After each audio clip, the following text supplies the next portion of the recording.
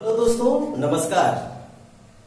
मैं अजय कुमार पटेल आप सभी को आपका अपना YouTube channel study with Ajay Patel sir में मोस्ट वेलकम करता हूं। साथियों, हम लोग आज पढ़ रहे हैं क्लास 12 ज्योग्राफी का अध्याय 8 चैप्टर, जो कि चैप्टर का नाम है परिवहन एवं संचार। और परिवहन एवं संचार के तहत हम लोग जल परिवहन के बारे में आज पढ़ेंगे। साथियों, इसके पहले हम लोगों ने पिछले वीडियो में परिवहन से संबंधित उसकी परिभाषा, उसके प्रकार के अंतर्गत सड़क परिवहन, रेल परिवहन के बारे में विस्तार पूर्वक जान चुके हैं। साथियों, परिवहन का शाब्दिक अर्थ क्या होता है? परिवहन उस विधि या व्यवस्था को कहते हैं जो व्यक्तियों, वस्तुओं या संदेशों को एक स्थान से दूसरे स्थान तक पहुंचाने का काम करता है।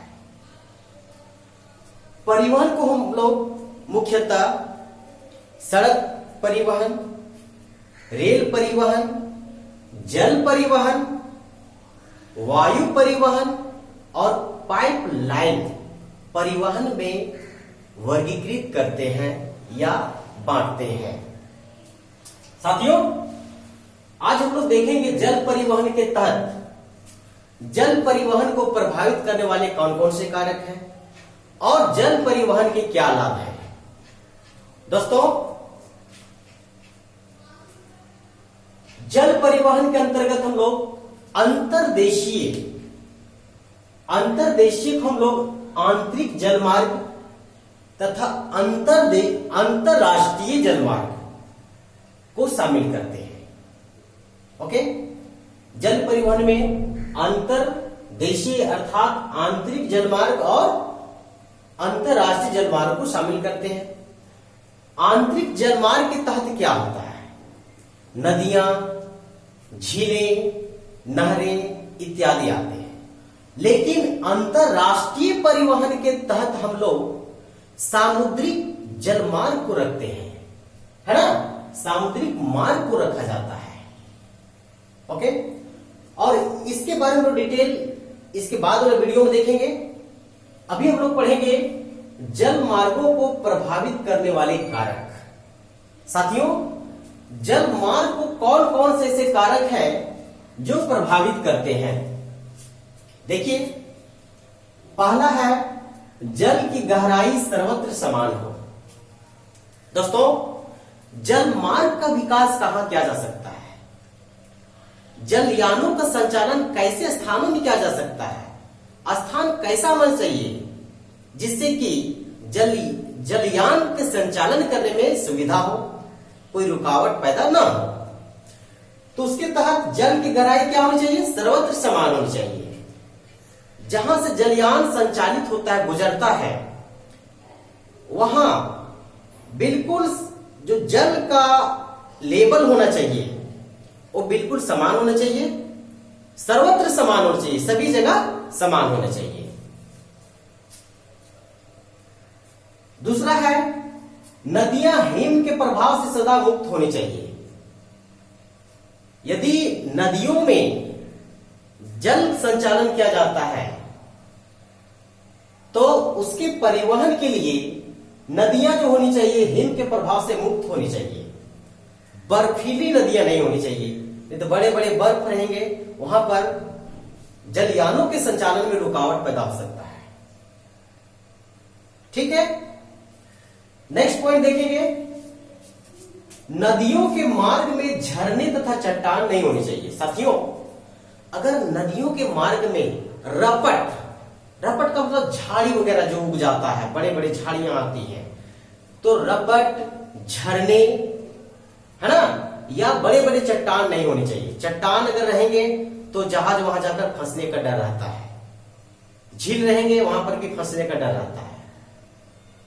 ओके, नेक्स्ट पॉइंट को हम लोग देखते हैं, नदियों का मार्ग तंग और गहरी घाटियों में ना होकर मैदानी भाग के सघन जनसंख्या वाले प्रदेशों या औद्योगिक क्षेत्रों में होना चाहिए।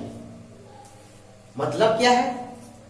इसका मतलब है, इसका आशय यह है कि जो नदी का मार्ग होना चाहिए वो तंग, मतलब बिल्कुल पतला नहीं होना चाहिए, जहां पर आने जाने में दिक्कत हो। साथ ही गहरी घाटियों में नहीं होना चाहिए। गहरी घाटियां होने से आवागमन में दिक्कतें आती हैं, बल्कि मैदानी भागों वाले जल में होना चाहिए।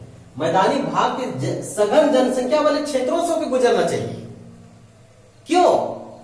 इसलिए कि वहां पर जनसंख्या का जमाव ज्यादा होता है, तो वहां पर माल यानी वस्तुओं और यात्रियों की व्यवस्था बहुत अधिक होती है। इसीलिए औद्योगिक केंद्रों से होकर गुजरना चाहिए और मैदानी भागों से होकर जलयानों का संचालन होना चाहिए, जिससे कि व्यापार में वृद्धि हो सके और यात्रियों की संख्या में भी अधिक होनी चाहिए। नेक्स्ट पॉइंट, नदी का बहाव धीमा होना चाहिए। यदि हम लोग जलयान का संचालन नदियों द्वारा करते हैं तो साथियों तीव्रगामी जो नदियां बहती हैं वहां पर जल संचालन नहीं किया जा सकता है ना। वहां पर पानी जहाज का इस्तेमाल नहीं किया जा सकता है। तो उसके लिए क्या होना चाहिए? स्थिर जल होनी चाहिए। जल का जो गमन है वो बिल्कुल शांत होना चाहिए, स्थिर होना चाहिए, तभी हम लोग जलयान का संचालन उसमें कर सकते हैं। धीमा होना चाहिए।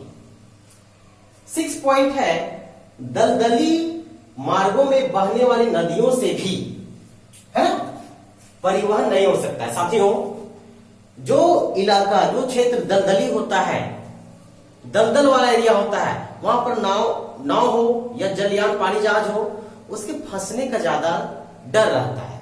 इसलिए दलदली वाले जो क्षेत्रों से होकर के नदियां गुजरती हैं, उन नदियों में या उन सामुद्रिक मार्गों में जलयान का संचालन करना संभव नहीं होता है। ओके, आइए नेक्स्ट पॉइंट। ये तो छठा पॉइंट हो गया। ये था हम लोग को जल मार्ग को प्रभावित करने वाले कारक। प्रश्न यदि आपसे पूछता है कि जल परिवहन के तहत जल मार्ग को प्रभावित करने वाले कारकों का वर्णन करें, तो इसके बारे में आप लोग को वर्णन करना पड़ेगा। दोस्तों, अब देखते हैं हम लोग जल परिवहन के क्या लाभ है। साथियों, आप लोग अनुमान लगाइए, जलयान यानी जल परिवहन, जो जल में जो परिवहन होता है उसके लिए हम लोग को रास्ता नहीं बनाना पड़ता है। समुद्री मार्ग या नदियों का जो जल होता है उसी के माध्यम से होता है। उसका घर्षण भी नहीं होता है ना। स्थल मार्ग की अपेक्षा उसमें घर्षण तो बिल्कुल नहीं होता है, और उसमें ऊर्जा की खपत जो होती है वो कम होती है, ऊर्जा की लागत कम होती है ना। देखिए क्या क्या पॉइंट है। पहला पॉइंट है, जल परिवहन के लिए मार्गों का निर्माण नहीं करना पड़ता, रास्ता नहीं बनाना पड़ता है जल परिवहन के लिए, क्योंकि समुद्र में जल है, जल के माध्यम से ही आवागमन होता है। हाँ, दूसरा पॉइंट है कि जो जल परिवहन है अन्य परिवहनों की अपेक्षा सस्ता होता है। ओके, नेक्स्ट पॉइंट है, ऊर्जा लागत कम होती है। साथियों, जल परिवहन में ऊर्जा की लागत अन्य परिवहनों की तुलना में बहुत कम होती है।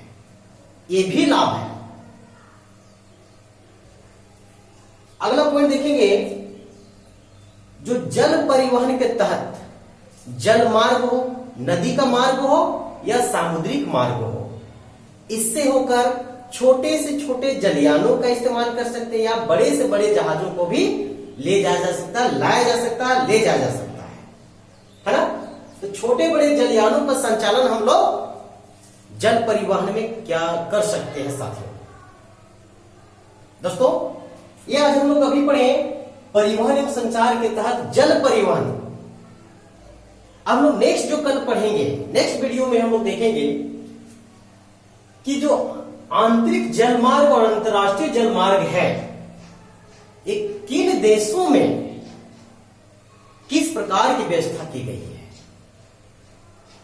कौन सा जलमार्ग व्यस्तम जलमार्ग है, इसके बारे में हम लोग नेक्स्ट वीडियो में देखेंगे। साथियों, यदि आपको यह वीडियो अच्छा लगा तो प्लीज आप हमारे channel study with Ajay Patel sir को सब्सक्राइब करना ना भूलें, साथ में बगल वाले बेल आइकन को प्रेस कर लें, जिससे कि जो भी वीडियो मैं डालूं उसका नोटिफिकेशन सर्वप्रथम आप तक पहुंच सके। और लाइक करना ना भूलें। बहुत बहुत धन्यवाद साथियों।